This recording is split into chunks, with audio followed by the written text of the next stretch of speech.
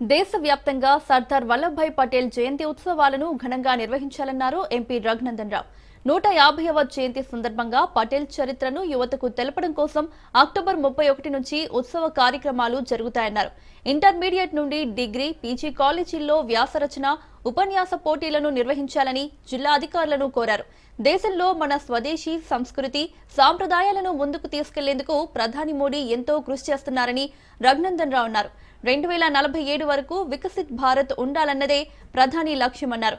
ప్రతి వర్గానికి అభివృద్ధి ధ్యేయంగా బీజేపీ పనిచేస్తుందని, తెలంగాణలో బీజేపీ అధికారంలోకి వస్తే బీసీని సీఎం చేస్తామని రఘునందన్ రావు తెలిపారు.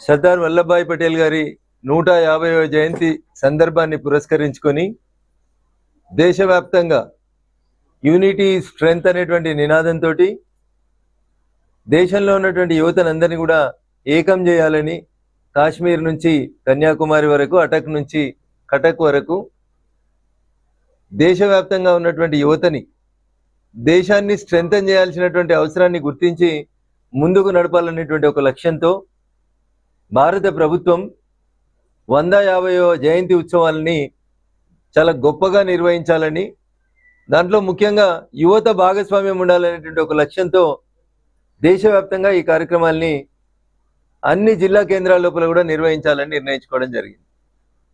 సర్దార్ వల్లభాయ్ పటేల్ గారు ఈ దేశం కోసం ఏం చేసినారు, ఈ దేశం ఇంత గొప్పగా అభివృద్ధి కావడానికి వారి సేవలు ఏంటి అనేటువంటి విషయాల్లో భావి తరాలకి విషయాల మీద పూర్తిగా అవగాహన ఉండాలనేటువంటి లక్ష్యంతో చాలా స్పష్టంగా అన్ని కాలేజెస్లో, ఇంటర్మీడియట్, డిగ్రీ, పీజీ కాలేజెస్ అన్నింటి లోపల కూడా డిబేట్లు నిర్వహించడం, మన చిన్నప్పటిలాగా మళ్ళీ వ్యాసరచన పోటీలకు పోవడం, ఉపన్యాస పోటీలు నిర్వహించుకోవడం, దీని ద్వారా పిల్లల్లో సర్దార్ వల్లభాయ్ పటేల్ గారు ఈ దేశ సమైక్యతకి, సమగ్రతకి ఏం చేయాలనేటువంటి విషయంలో ఒక స్పష్టమైనటువంటి విధానాన్ని తీసుకున్నారు.